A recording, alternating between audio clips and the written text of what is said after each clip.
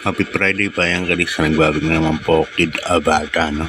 Parang magbigay ng giyang yung araw ng Biyernes, April 25, 2025, at meron po tayong 7 races, no, na nakalatag.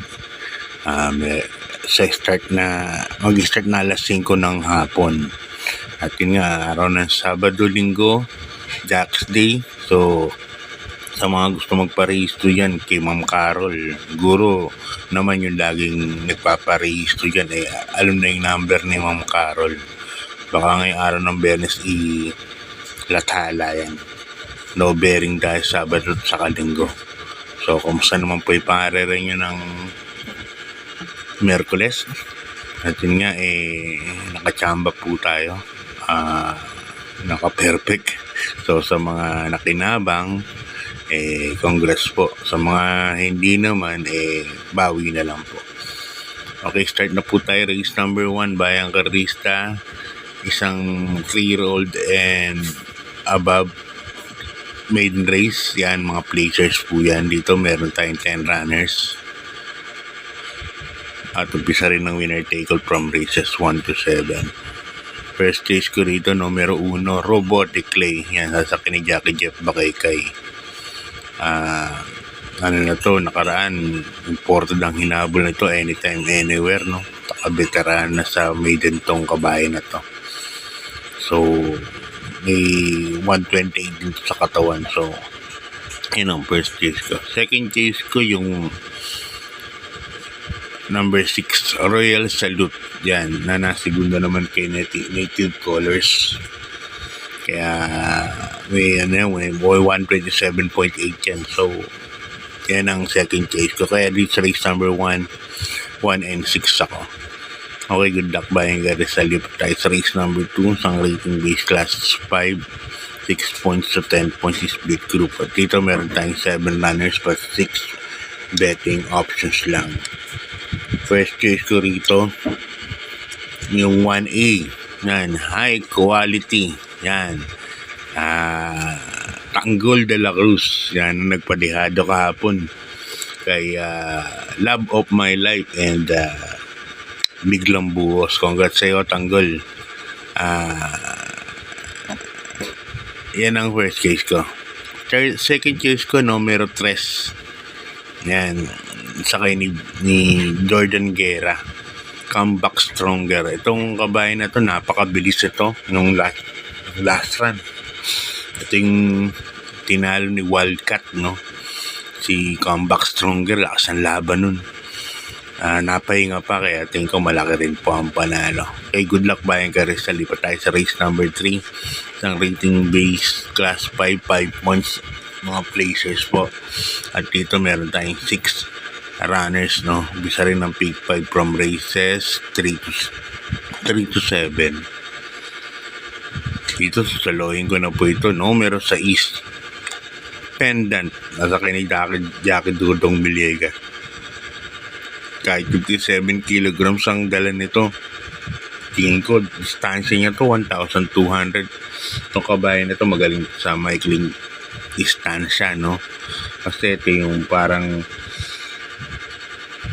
yung kabayan na tinatawag nila na isang bigla lang. Yan, parang ganon. Kaya ganda pa yung numero, nasa pinakalabas. Kaya para sa akin, susuloyin ko na po yan. Number 6, Pendant. Okay, good luck Bayang Karista. Lipat tayo sa race number 4.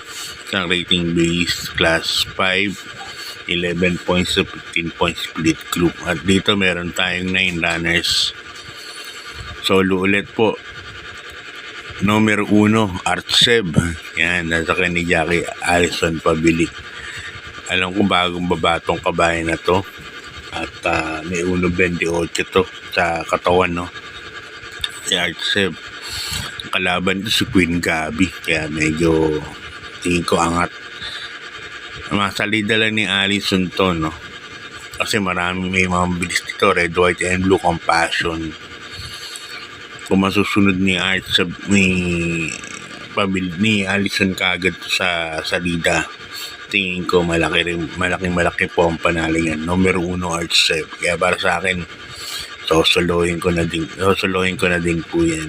Okay, good luck mga karista.